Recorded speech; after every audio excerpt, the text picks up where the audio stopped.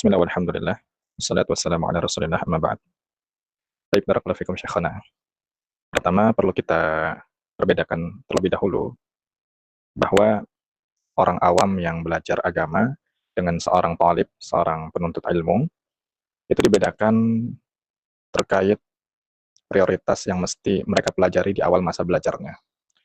Apabila dari sisi orang awam yang memang mereka gak begitu peduli tentang agama lebih dalam, yang penting mereka bisa ibadah dengan baik, yang penting mereka tidak tergelincir kepada suatu keburukan yang lebih besarnya adalah kesyirikan, maka kata para ulama, seperti yang kita telah pelajari kemarin di Taqdimul Ilmi, bab Taqdimul Ahami fal Muhim, intinya orang-orang awam di awal belajar, mereka perlu mempelajari hal-hal yang bisa membantu mereka untuk satu, memperbaiki ibadah mereka, memperbaiki peribadatan mereka kepada Allah Subhanahu wa taala. Berarti mereka mesti mempelajari fikih taharah, fikih salat, kemudian yang wanita mungkin seperti fikih haid, kemudian apabila menemui bulan Ramadan, mereka mempelajari fikih Ramadan, kemudian mungkin perlu mempelajari fikih zakat bagi yang memiliki harta berkelebihan. Juga mereka perlu mempelajari kesyirikan, batasan-batasan mana yang dibolehkan dari permasalahan akidah dan juga tidak, sehingga mereka tidak jatuh kepada kesyirikan kepada Allah Subhanahu wa taala.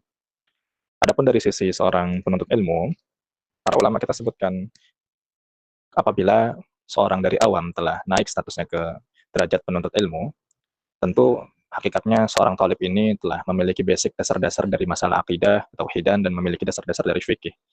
Nah, sehingga di awal masa belajar bagi seorang thalib, itu perlu mereka memupuk, mempelajari, sekaligus membiasakan adab-adab penuntut ilmu. Nah, lantas bagaimana berkaitan dengan pertanyaan antum bagi orang awam yang bukan seorang thalibul ilmi, terlebih lagi sehari-hari bekerja, bagaimana cara mereka belajar, apakah bersamaan atau terlebih dahulu ada fokus salah satu?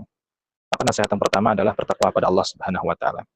Minta pada Allah, semoga Allah memudahkan antum dan kita semua untuk terus menuntut ilmu di sela-sela belajar kita. Yang kedua adalah kuatkan azam dalam hati, tekad dalam hati untuk kita bisa selalu belajar meskipun kita seorang pekerja. Yang ketiga baru, bagaimana cara belajarnya? Ya sebisa mungkin kita belajar secara bersamaan, itu ahsan, itu yang terbaik. Namun jika tidak bisa, maka prioritaskan salah satunya. Seperti mungkin dari akidah terlebih dahulu, kemudian fikih-fikih taharah dan ibadah-ibadah dasar terdahulu, kemudian jangan lupa mempelajari kaifiyah membaca surah Al-Fatihah yang baik,